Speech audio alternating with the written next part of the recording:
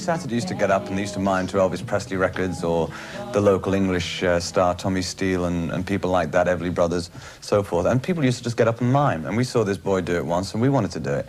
So we had, I can't remember the record now, but we had a record and it broke. And in those days, the records broke. So we just got on the stage and the manager of the theatre put a microphone in front of us and we sang 2 songs. And that was the first time we actually sang in front of an audience. And we loved it. You know, it was just a great feeling. And how was the reaction? Well, I suppose kids just went, you know, hooray, you know, but they, you know, we don't really know now. I mean, it was just kids having fun on the stage. At the time, were you already dreaming of being stars one day? We knew what we were going to do. We knew we wanted to sing. We knew we wanted to be in music, but Barry was the first one to say it, that we were definitely going to be in the business, in show business. We wanted to be in show business because we saw people who were famous and kids, old kids, even today, when they see someone that they admire, they want to be like them. And that's how we felt. We just wanted to be, you know, we didn't think of money or anything like that. We just wanted to be famous. Well, I mean, they weren't real guitars, but I mean, we would pretend that they were. You would smash up all Stradivariuses and create all his own guitars. In those days, it was so easy to get Stradivariuses. You know, just take a dozen.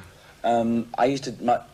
Where Dad used to get them from, I don't know, but for some strange reason, our father used to bring home large cheese barrels. We used to watch him 2 o'clock in the morning outside the bedroom window. Rolling them into the cellar. Because he was rolling huge cheese barrels. We never knew why. In fact, we've always been suspicious that it, in fact, was an international ring of cheese smugglers. It was only 2 years later, after he came out of Pentonville, we realised something was up. The subtitling people will never make this speed, you understand that? All right. Okay, the cheese boxes. The cheese boxes.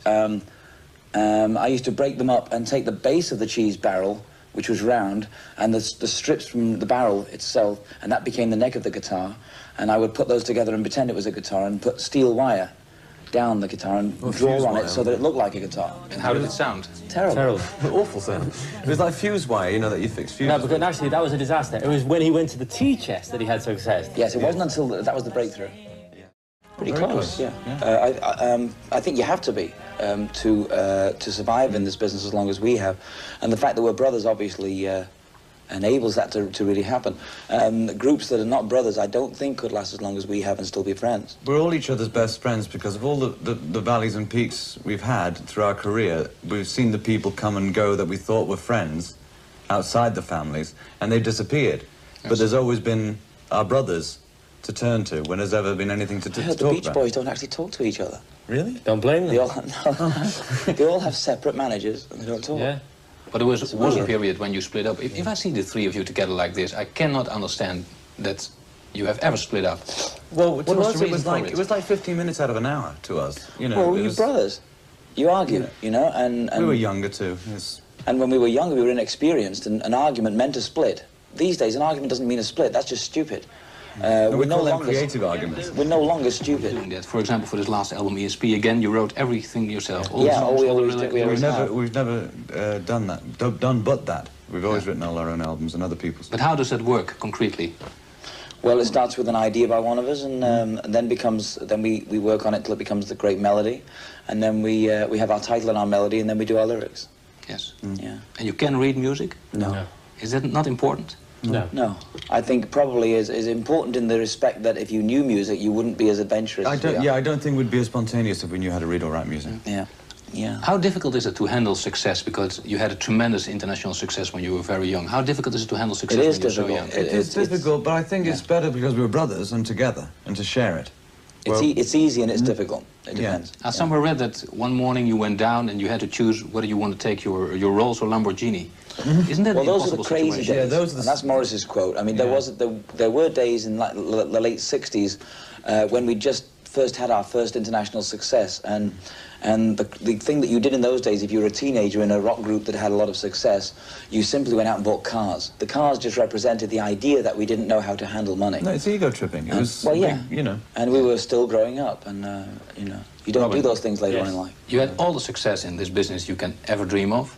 What's still the challenge? Is there any challenge left? The challenge is that it's not so much a challenge as that it's part of our life to continue to get better and progress. We're very fortunate to be, and it's a standard comment, we're very fortunate to be able to earn our living and bring our families up based on doing something that we love doing. And when we were very young, the idea of money never came into it. It was the idea of being famous is what we wanted. Yes. And the idea of being famous is still what we want. We all have children and we love them. I mean, it's great. But it's when you have children of your own and you see other kids, like you see starving and all that sort of, it makes you realise how lucky and how blessed you are. And those kind of things are the things that you really want to do something about. Yes. And as Bob Geldof was a typical example of that. Yes. Give me some first reactions to the words I'm going to say you. I'll start with you. The rattlesnakes. Okay, that's Memories. That's all I can think of. Rattlesnakes, our first name. Bill Haley. Haley's Common. No, you're not on. It's Barry. Bill Haley.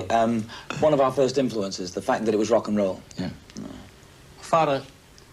Sorry? Father, how do I pronounce his name? Hugh. Hugh. First thing that comes to your mind. Los Angeles. Why Los Angeles? He lives there. Mother Barbara. Beautiful. Barbara Streisand. Ugly. Could you ask us that again, please? Barbara Streisand. Fantastic. Yes, we would have loved to see your eyes because we don't know what you look like. There you are.